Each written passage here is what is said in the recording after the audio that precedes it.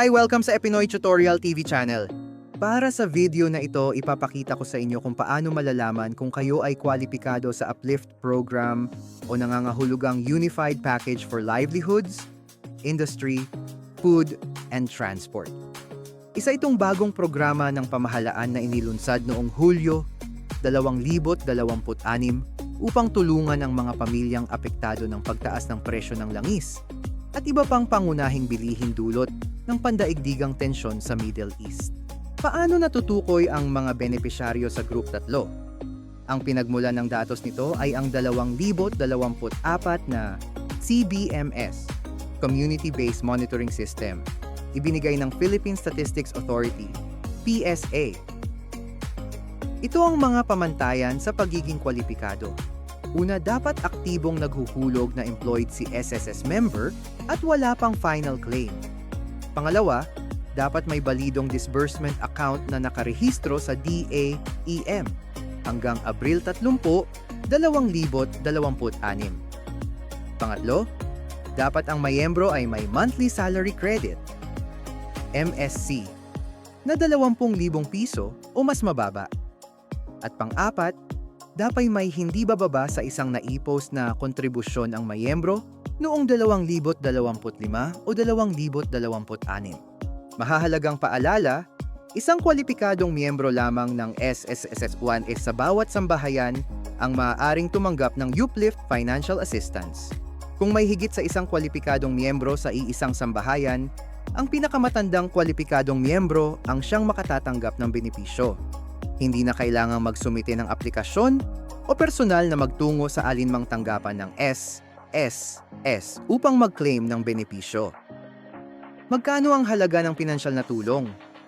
2,000 piso bawat sambahayan bawat buwan na may kabuuang matatanggap na 12,000 piso. Gaano tatagal ang pagtanggap? Mula Hulyo hanggang Disyembre 2026, 6 na buwan. Sa paanong paraan ng pagpapadala ng pinansyal na tulong?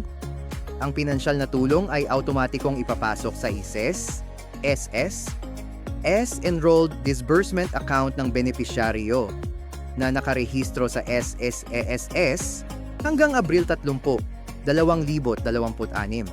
Paano i-check online kung ikaw ay qualified sa Uplift Program Group 3? Upang malaman kung kayo ay kwalipikado sa programang ito, maaari ninyo itong suriin gamit ang inyong My SSS account online. To check kung kwalipikado kayo sa programang ito, buksan lamang ang browser sa inyong computer o mobile phone at sundan ang mga susunod na hakbang. I-type sa iyong computer browser ang www.ss.gov.ph.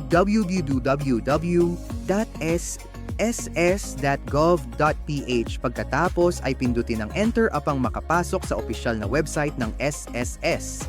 I-select ang Login to My SSS button para makapag-login sa iyong account. Kung ikaw ay wala pang online account, i-check ang description below para makagawa ng account online. Pagkatapos, i-input ang iyong user ID and password, i-select ang Sign in na button. I-select ang Get PIN na button at i-input ang one-time PIN na i-send sa iyong registered mobile number. I-select ang Login na button para makapag-proceed. I-select ang Agree na button para makapag-proceed. To check kung ikaw ay qualified sa Uplift program, go to the notification icon and then select the Uplift notification.